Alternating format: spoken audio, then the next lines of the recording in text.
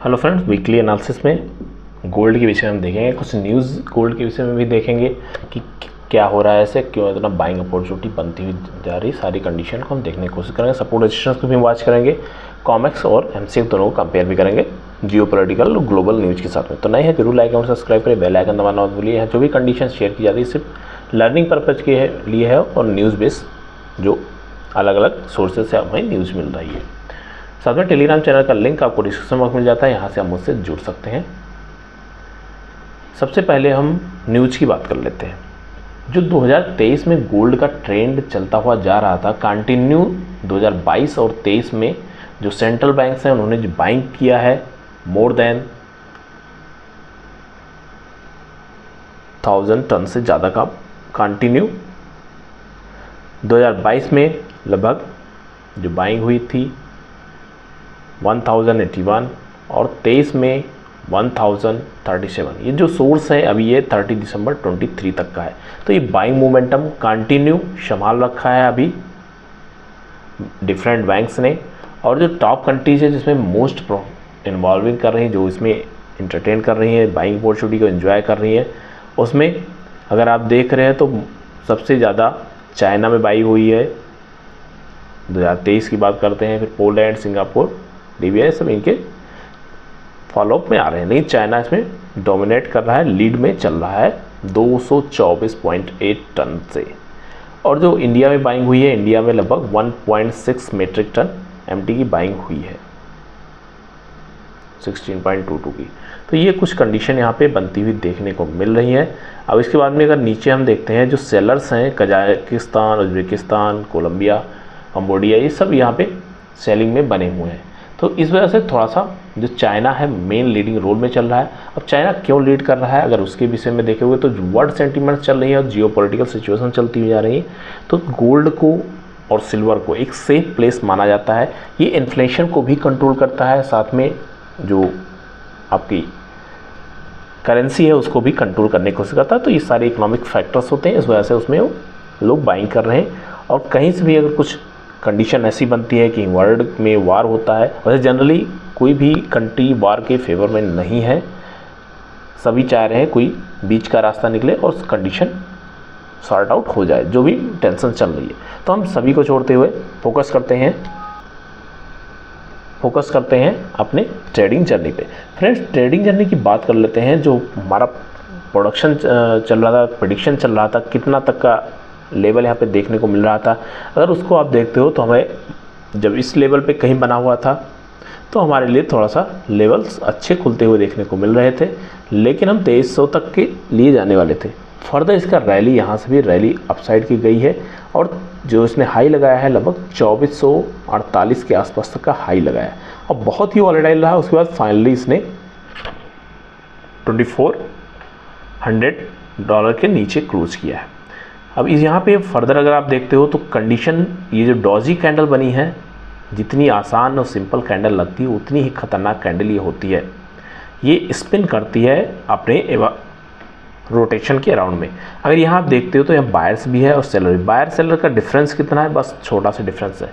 Friday को अच्छी selling आई है, इसके कारण से यहाँ पे बना हुआ। अब इसके लिए पहला सपोर्ट बनता हुआ देखने को मिल रहा है $2360 का। उसके बाद में $2332 का है जो इसने लो का फॉर्मेशन किया है। उसके बाद में $2300 यहाँ बनते हुए देखने को मिल रहे हैं। फिलहाल अगर यहाँ से भी ब्रेक करता है तो आपको फिर नए लेवल्स के लिए भी रेडी रहना होगा, 2250 होते हुए 2200 तक का। लेकिन अभी कंडीशन जो बनी हुई है, अगर इसमें देखते हैं, कंडीशन अगर हायर साइड की बनती है तो आपको सबसे पहले वहाँ 2404 का रेजिस्टेंस लेवल, उसके बाद में जो इसने हाई लगाया है ये लेवल बहुत ही अच्छा स्ट्रॉन्ग लेवल का काम करेगा। क्योंकि यहाँ से जो इसने हाई लगाया है वहाँ से अगर आप देखते हो जो ये मोमेंटम कभी कभी करता था, वीकली सेंटीमेंट आप देखें छोटी छोटी कैंडल्स बनाया करता था, उतना तो इसने एक दिन में करेक्ट कर दिया है। तो कहीं ना कहीं मार्केट में अच्छे लेवल्स बने हुए हैं। बस इम्पोर्टेंट ये है कि इसे अभी भी हायर हाई और बुल के फेवर में ही चलता हुआ जा रहा है। बायर अभी भी इसको अपने फेवर में लेके चल रहे हैं। तो यहाँ से भी आपको ध्यान रखना होगा कहाँ सपोर्ट है, कहाँ रजिस्टर। इसका जो रिफ्लेक्शन होता है वो इंडियन मार्केट में डेफिनेटली पड़ता है। अब यहाँ फ्रेंड्स अगर देख रहे हैं लगातार बाइंग सेलिंग कंटिन्यू चलती हुई जा रही है। गैप अप ओपन होता है, फिर नीचे आता है, लेकिन जो प्रीवियस रेंज बनाया है उसके नीचे क्लोज नहीं करता। यहाँ पे 2322 का लेवल बहुत ही इंपॉर्टेंट है जो इसने रेंज बना रखा है। अगर इसके नीचे निकलता है तो फिर थोड़ा ब्रेक के एक 1 बाय 1 करके ब्रेकिंग करता हुआ नीचे की तरफ ये जा सकता है, जो कि 2300 होता हुआ 2288 तक का लेवल, 80 तक का लेवल यहाँ पे देखने को मिल सकता है। लेकिन इनके से ऊपर निकलता है तो हमारे लिए रेजिस्टेंस अच्छा काम करने, फिर छोटी छोटी कैंडल्स भी बनती हुई देखने को मिलेंगी। अब इसके बाद में हम देख लेते हैं जो हमारा कॉमेक्स है, उसके बाद में MCX कैसा परफॉर्म करता हुआ देखने को मिल रहा है। तो सबसे पहले वीकली सेंटीमेंट्स में हम देख लेते हैं। वीकली सेंटीमेंट में फ्रेंड्स जैसा आप देख रहे हैं, हम एक रेंज को और चैनल को फॉलो करते हुए चल रहे थे। उसके बाद में लगातार 2 वीक में इसने हायर हाई किया है और ये फॉर्मेशन जो 2 वीक का रहा है ज़बरदस्त तरीके से मूवमेंट देता हुआ, इवन इसने स्टार्टिंग कर दिया था फरवरी से ही। फरवरी से अगर आप देखते हो मोमेंटम कंटिन्यू जारी है अपसाइड के लिए।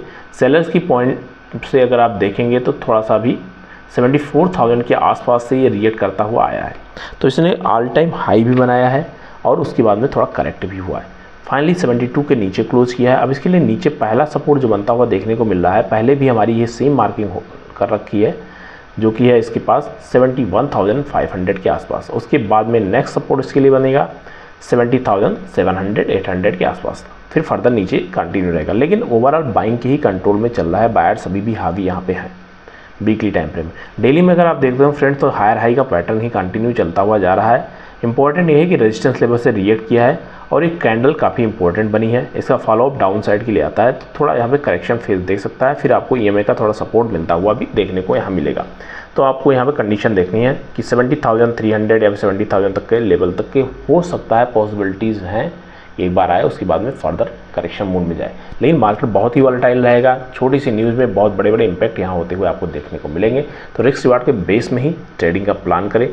ओवरऑल कंडीशन बहुत अच्छी थी, बाइंग के मोमेंटम में चल रहा था, लेकिन इस कैंडल ने थोड़ा सा भी मार्केट में डर पैदा कर दिया है कि नेक्स्ट इसमें क्या मोमेंटम बनने वाली, क्योंकि ज़बरदस्त तरीके से इसने हैमर का फॉर्मेशन किया, वो भी इन्वर्टेड हैमर है और इसका फॉलोअप अगर आता है तो फिर बड़े मूव के लिए भी मार्केट रेडी रहेगा। 70,000 तक का भी लेवल हो सकता है, लेकिन अगर ऊपर निकलता है तो धीरे धीरे करके इस रेंज में टाइम बिताएगा और छोटी छोटी कैंडल्स बनाने की कोशिश करें। ये जस्ट माई व्यू है, कभी भी ट्रेडिंग से पहले रिस्क रिवार्ड को मैनेज कर ले, क्योंकि हाई रिस्क हाई रिवार्ड का गेम है। आप अपने फाइनेंशियल एडवाइजर से भी कंसल्ट कर सकते हैं, उसके बाद भी एंट्री का प्लान करें।